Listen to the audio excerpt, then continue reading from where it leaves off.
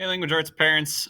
Here's another weekly review and preview for our content, what's happening in the language arts class right now. So it was a really good week. We had a solid first week back from break. Honestly, it's kind of hard to believe that it is just the first week back because we got so much accomplished. It feels like it was longer than that in a good way, I promise. But yeah, it was lots of good stuff happened this week, and I'm pretty excited about where kids are at. We added a few new things into the mix for Try 2, raising the bar for expectations a little bit more. And what I was encouraged to see was that it seems like students understood that Try 1, we had a little bit more flexibility because kids were behind. They had so much extra time off in the spring. We had to do some catching up. We had to get used to the new normal of wearing masks and social distancing and all those kinds of things. So I feel like when they came back Try 2, they understood that some of that flexibility is kind of disappearing. You know, we do expect now that they know the rules, they know the expectations, that they're following those, and I feel like they rose to the occasion. So hopefully that continues. I'm optimistic. So we'll start off with our review. What happened this week? We got started on our argument reading and writing unit. Typically, a unit is just one or the other, but this one is focused in both categories, and so students have to be juggling both things at the same time. The writing portion, we're really focused on writing position papers to answer this question. That is, what is the best way to achieve actionable change? So we're looking at a variety of texts and a variety of examples of how people have achieved actionable change in the past. We started off with Martin Luther King Jr.'s letter from Birmingham jail, and then we're going to continue digging into more texts next week. In the reading portion, we're trying to figure out how do we analyze texts in the world around us. That could be print, but it could be digital or video, audio text as well. Trying to figure out when and how should we let ourselves be persuaded. It's okay to be persuaded. It's okay to change your mind. It's a good thing to change your mind sometimes, but when should we do so? What should be some cues that a text is trustworthy and is true? And what are some cues that it might not be as well? So we developed a list, some checklists as we analyzed some different texts this week. And I think we're in a pretty good spot. I think we understand what both of those things look like right now. Today we took a quiz. That is one of our new additions. We're taking a quiz every Friday. There are 10 questions, multiple choice. It's all based on notes and based on things we did this week.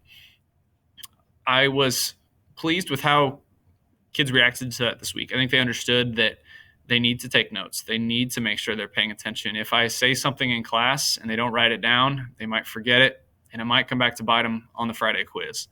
So this week I've seen kids reacting positively to that. Grades were okay on the quiz today. I think that as they continue to get used to that expectation, that they'll continue to bump up. I'm hoping, and the reason we added it in there was for an easy, good grade each week. With kids struggling on bigger deadlines, bigger projects, we were hoping that these smaller Friday quizzes are going to mix in some positive success each week. So hopefully we're getting there. And then a preview of what's coming up. So I did give some homework this weekend, so don't let your kids say that they're done. I don't think anybody is. It'll take a little while to get their homework done this weekend. They do have to complete an outline for their position paper that they started today. Most of them should be most of the way done. It's just an outline. It shouldn't take them too long, but some may still have a little bit of work to do still. They should read and watch some text that I posted on Google Classroom to gather additional evidence. There's a couple TED Talks. They can be looking at some infographics. It's all posted on Google Classroom for them. Next week, they're going to be drafting their position papers, and we're going to present our ideas on Friday. Hopefully, they'll be able to elaborate their thinking from the unit so far.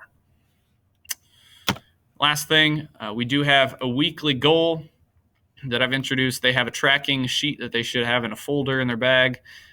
Each week, they should hit 100 pages in their independent reading book, and they should meet their Lexia minutes. They should finish all their Lexia minutes. For some kids, that's about 2 hours or maybe even a little bit more for the week. It is ambitious, but it goes down as the year goes on. I've seen some students testing out of their Lexia minutes already, so it is possible. We said that 100 pages is a very, very low bar based on the math that we did in class. We said that 120 pages is what they should be at based on their reading rates and based on the time that's allowed each class and throughout the day and throughout the week. So 100 pages is very doable, including the time they get at home and over the weekend. And that will be a check mark on Monday. So they'll get a check mark for meeting their page number and their Lexia minute goal. And those check marks for homework build into a bigger grade that goes in the grade book. Every 10 homework assignments, they get a grade in the grade book. All right, that's all for this week. One quick reminder is that if a student is quarantined, I do expect that they are working at home unless I hear otherwise. If there are sicknesses at home, things like that, things preventing students from being able to be successful, just again, let me know. I understand completely, but for other students, I don't want it to just be a time of no structure and no work. I don't want them to fall behind and have to spend a lot of time when we get back trying to catch them up. So I want them to be following along. So I'm posting things on Google Classroom. I'm expecting that they're reaching out with questions that they have, specific questions, so that they can continue to make progress over their time out of school. It's unfortunate, but it's the situation we're dealing with. So please let me know if you have any more questions or concerns. Otherwise, we'll see you next week.